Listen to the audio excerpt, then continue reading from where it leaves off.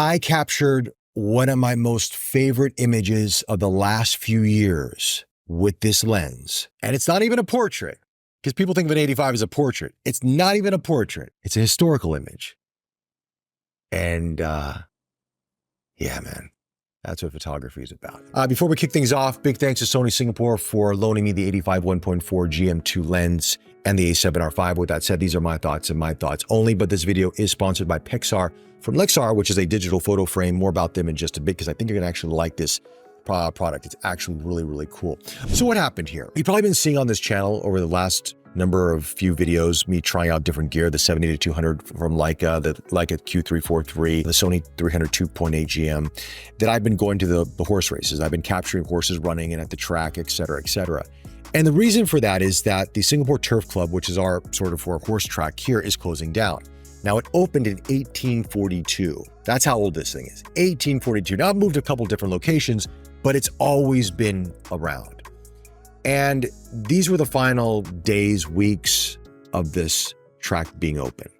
And I was very fortunate to be invited by a good friend of ours, Willie Shee, who, Willie, if you're watching this video, thank you so much for the opportunity to actually go and get up close with these horses and capture moments that not everybody gets a chance to do, right? Because a lot of times you have to be, accredited media to do these things. And we actually were able to capture some really cool images. So we went to the final race day.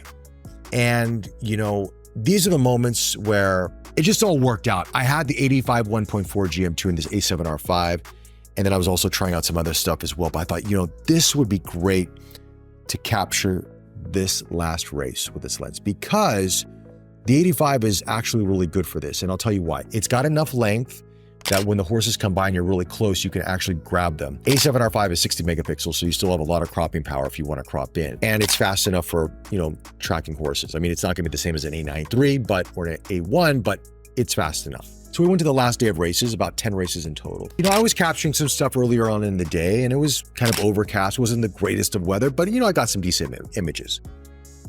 And then came down with the final race. And I asked Willie, hey, Willie, do you think we can go down to the track for the final race? And, because we shot some images a couple weeks back and the employees liked our images, they said, let's see what we can do. And so, yes, we were able to go down. And when I mean go down to the track, it's not where the public goes. I actually took some video with my Ray-Ban Metas to kind of give you an idea how close we were to this. And, the 85 was the perfect focal length, in my personal opinion, because the 300 is good if you really want to get up close on the jockey space or like some certain details, because, you're really up next to them as they're running by. But the 85 is perfect because you've got enough space to capture sort of the ambiance, but also you can crop it if you need to. I wanted to get that starting gate, that jump off the starting gate. That's the shot that everybody loves. And the accredited media, they can be, with the super telephoto lenses, they can get those, dead on shots that look absolutely awesome. Now, we weren't able to get in that position, but I was right next to the gate. So, for example, if I'm here, if I'm looking here, the horses are here and I'm here. So I'm like right there with them, okay? And because this lens is very fast autofocus, it's got really good colors, it's very sharp, very well corrected, I knew I was gonna get the shot I wanted. But the next question I had is, what angle am I gonna take? Because most people are just gonna stand up and just capture straight on. But everyone's doing that. So I thought to myself, what if I go low and shoot up? And because that way I capture the horses, they leap out of the gate, but they look majestic. They look beautiful. And the sun is coming out because the sun was gorgeous. Only that race, the sun finally came out. The rest of the day was overcast and it kind of gleamed on their coats. So that's what I did. And I got the shot. It just fell in line beautifully. The symmetry of it, I was able to freeze the action where I wanted to, colors from the jockeys, from their wardrobe, the horses' coats, the striations of the muscles, the dirt flying. Everything came out almost exactly what I wanted it to be. But then the horses are doing another pass and I wanted to capture them running. And because the way the sun was hitting, I thought if I could get them where the sun is kind of cascading down on the track, and there's like a line, because it goes from, the sun, and then it goes into the shade because they're going to the finish line.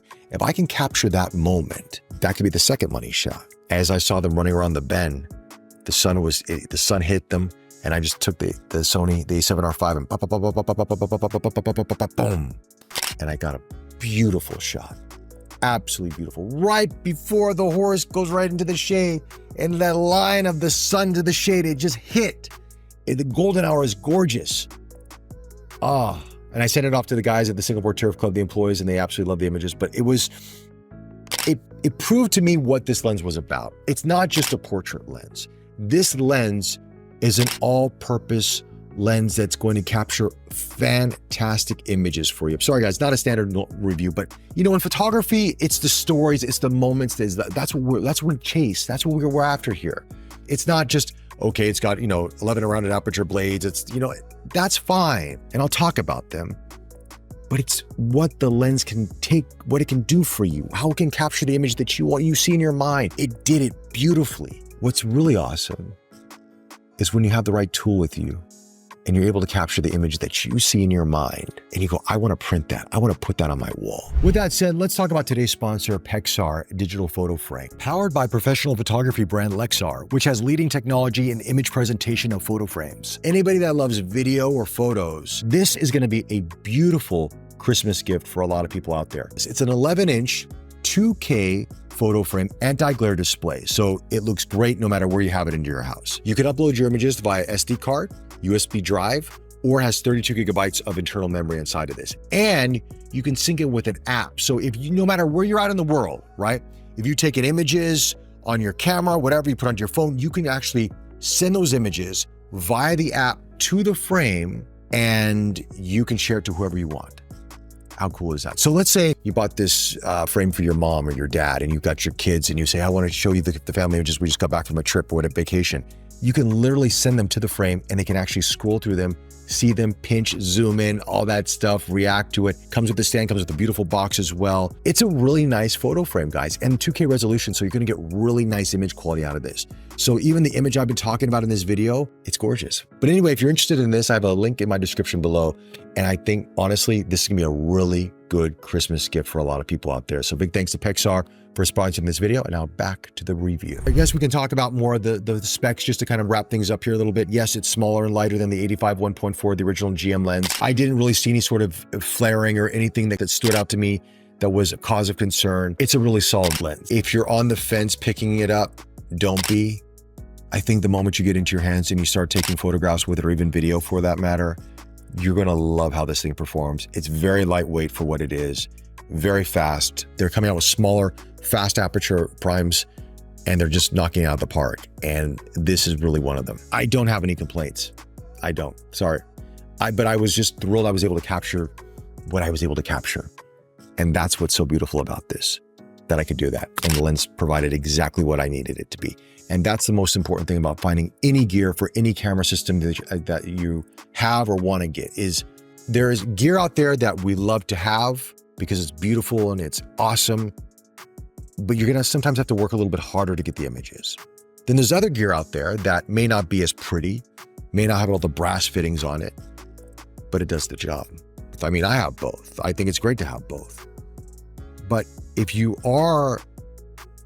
don't have the luxury of having both, find the system that's going to capture those moments that you need to capture to elevate your photography, your videography, or whatever it is. Put brand aside and just focus on what works and what's going to get you the image that you want. Anyway, guys, those are my thoughts on the 85 1.4 GM2. Let me know your thoughts in the comments section below. If you like this video, like always, like, subscribe, follow, share it with your friends. I greatly appreciate it. Thank you again for the support, and I'll chat to you all very, very soon.